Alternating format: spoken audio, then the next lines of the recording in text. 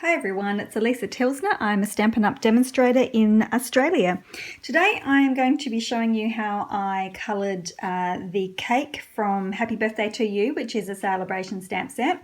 Now this one was done for a blog hop where the theme was monochromatic, and for some reason at 4:30 in the morning the idea came to me. I was going to do purples to start with. I was going to do 3 shades of purples and that was going to be it. But for some reason at 4:30 in the morning a little idea came into my head that said, why don't you try a sepia look? So that is what I have done. So the colours that I have used for that is crumb cake, soft suede, and then I thought I'd pop in some early espresso as well. So today we're going to just concentrate on the colouring process as normal. I will try to speed up anything that I can so that I don't bore you to tears with it, because colouring does take some time. Now the cardstock that I'm using is our shimmery cardstock. You can use watercolour paper as well, but until my next order arrives with my watercolour paper, I am down. So I've ordered some, just in case, you never know what's going to happen. So I have ordered myself some more shimmer and some more watercolour paper so I can keep crafting just in case.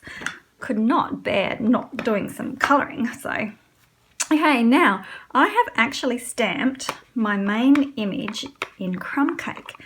I thought I would try it out and it actually worked quite well. I wasn't going for a no-line watercolouring or anything like that, but I wanted to see whether it would work, and it actually did. Like I was perhaps worried that the ink may bleed when I put my aqua painter onto it, but it didn't. So I was quite happy with that.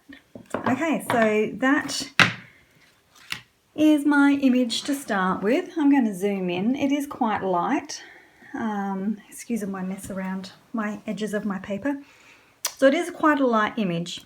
Now what I did is, rather than you might be tempted to just, I'm going to colour everything in my light colour first and then I'm going to go in with my mid-tone and then with my dark, but what I did was actually coloured as if I was colouring with different colours. So I only did the cake first and then I went back and did the leaves and the flowers, etc.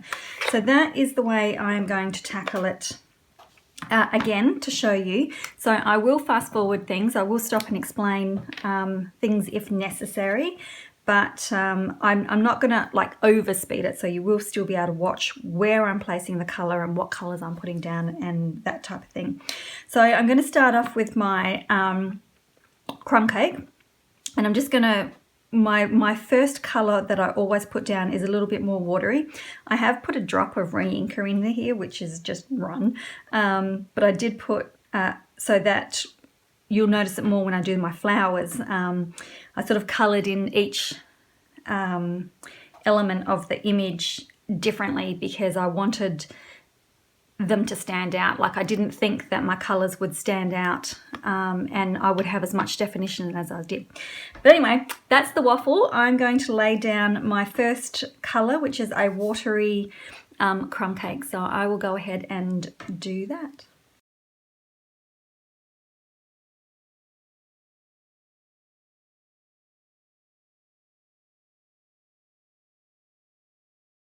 Okay, my second colour, I'm going to leave all my ink pads open so I can go back and forth pretty quick. Okay, my second colour going down is the soft suede. Make sure I'm still in screen. So it's fairly pale and might be a little bit tricky to see, but as the colours come down you'll be able to see it a little bit more. So the second colour down is soft suede, so I will just go and put some of that down.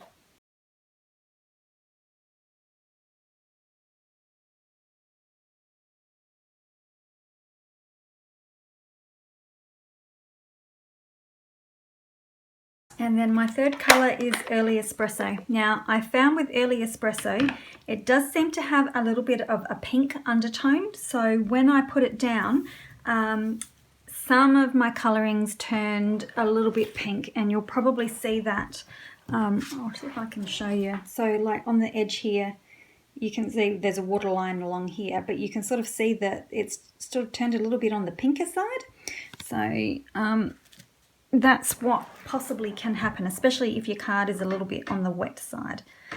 So the next bit is to just pop a little bit, not too much because it is quite dark.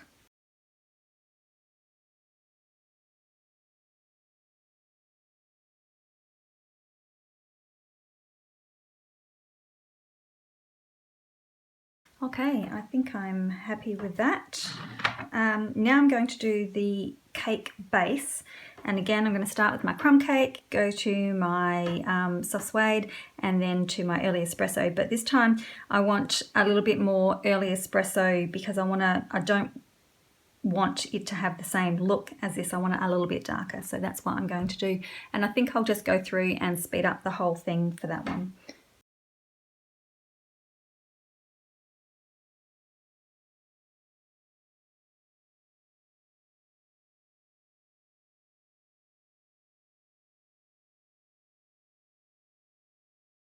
Okay, so you can sort of see how there's a little bit more of the darker brown, and it's sort of it's separated, so you can actually see that there's a cake sitting on top of a cake stand. So the next thing I am going to do is, I think I'll just do the little berries, and I'm going to do them in straight early espresso because I want them really separated.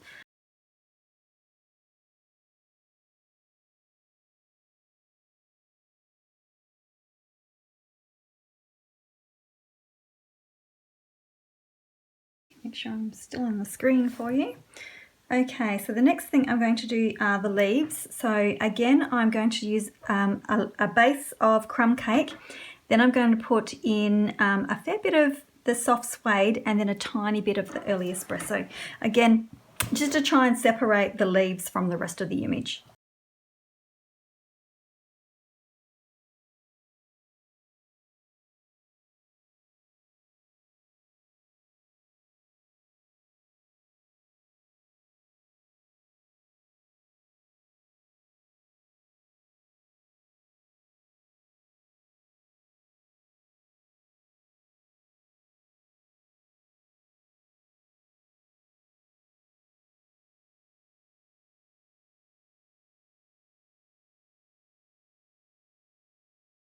Okay, still make sure I'm in the screen for you. Wouldn't that be a waste?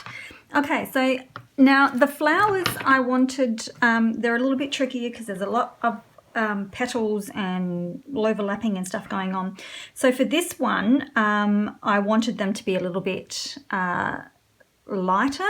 So what I did for the flowers, for my first wash, I did a watery light wash of crumb cake. Then I came back in with the crumb cake again, but took it from my re-inker, so that's a little bit more intense, and you'll see when I'm colouring that it does actually deepen the colour of it.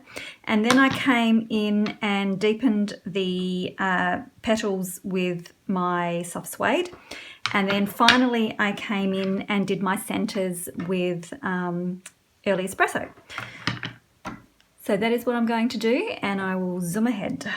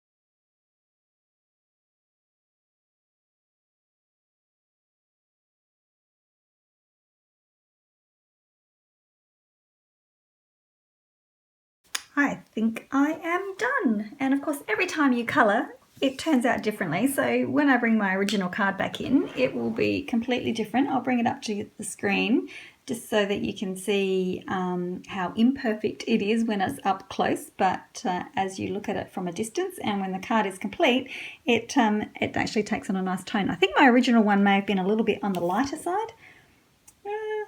Not too bad. Yeah, sometimes, every time you colour it, it's going to be different. It's just the way it is, isn't it? So to finish off my card, I'll just bring back a little bit. I cut out my image. I don't have the dies, so I did hand cut them. And then it's just very vanilla base, very vanilla layer, and I sponged around the edge with crumb cake first, bringing it quite in, and then I sponged around the outside with soft suede again. And then I didn't want to overdo it with a lot of colour, like so as in I didn't want to bring in crumb cake or the darker colours. I wanted it to be still quite light. So I just took a piece of scrap and tore the bottom edge off it and sponged around it like I did for the outside layer. And then I just screwed it up and opened it up again and then just wiped one of my, I think it was just one of my sponges over the top of it. And that was it. I was going to attempt to do my sentiment on soft suede card, but I don't think we have a vanilla embossing powder. At least I didn't take the time to look, but to keep it light again, I didn't want white on there because I'd used very vanilla for everything else. So I just kept that clean. I didn't even worry about sponging around it. So I kept that clean like the base of my card. And then just finished it off. I tried bronze with it. Bronze didn't really suit the colours. I was going to do some bronze sequins. It didn't really work. So I tried some of the new gilded gems that will be available in April. And they worked really well. They are gold. But they seem to work quite well with the tonings of my card. So that is how I did my sepia. I think have a go with any of your stamp sets. I think it would be great. But I think the key thing is to colour the individual elements of the card, of the image separately so that you can get definition between them. Like as you'll notice that, like with my leaves, they haven't been all coloured. There's, bits of white space left behind it, which I think helps separate the images from each other, if you get what I mean. Okay, so I hope you have a go. It'll be fun to see everyone else's sepia projects. So we'll see you again another time. Thanks for watching. Bye.